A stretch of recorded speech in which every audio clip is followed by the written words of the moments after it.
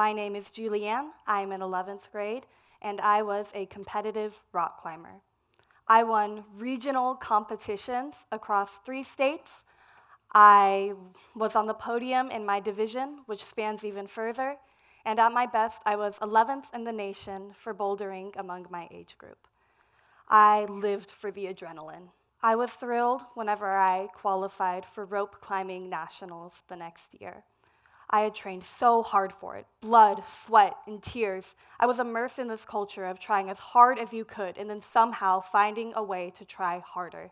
I was prepared to do my best and win, but this story is about what happens when your best isn't good enough. The day of rope climbing nationals arrived. I was as prepared as I possibly could be, but one of the competition judges looked at me and said, "Your harness is on wrong." And it was. I had my waist section of my harness flipped with the legs. It is a surprisingly harmless mistake that every climber has made once, but no one makes that mistake in a competition. And I sat there and I thought, how could I make such a stupid error in a national competition? And as I was climbing up the wall, my head was still back on the ground, and I could not shake the feeling that I was not as good as I thought I was. I fell off every single wall. I lost, and I lost badly. I was 46 out of 50 competitors, and it felt awful.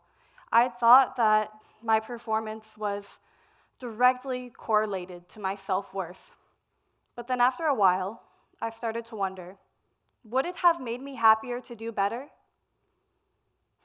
I don't think it would have, because you realize that all of the validation and the applause fades out faster than you anticipate or you want, and soon it's just your voice left to hear, and you don't hear what you want.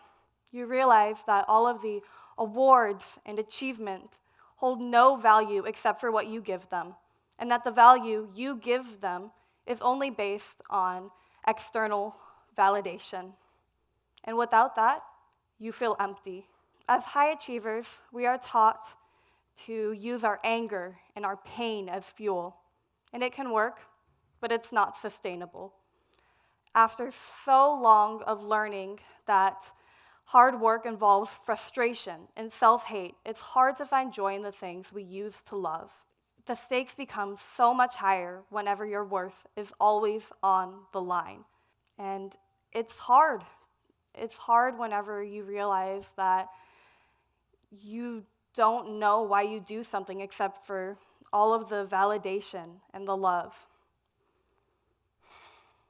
But what I've learned is that hate achieves nothing.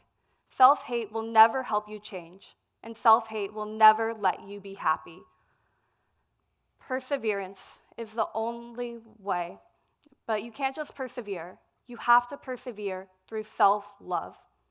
Love is fuel.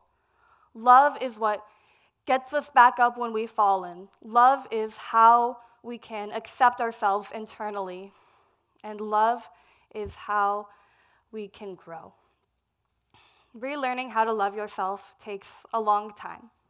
After I had that bad competition, I stopped climbing competitively. But I've learned now how to love climbing again. And I do it now because of the joy it brings me. And I never need to be as good as I used to. I have found strength and love through climbing. And love is what creates lasting change. Thank you.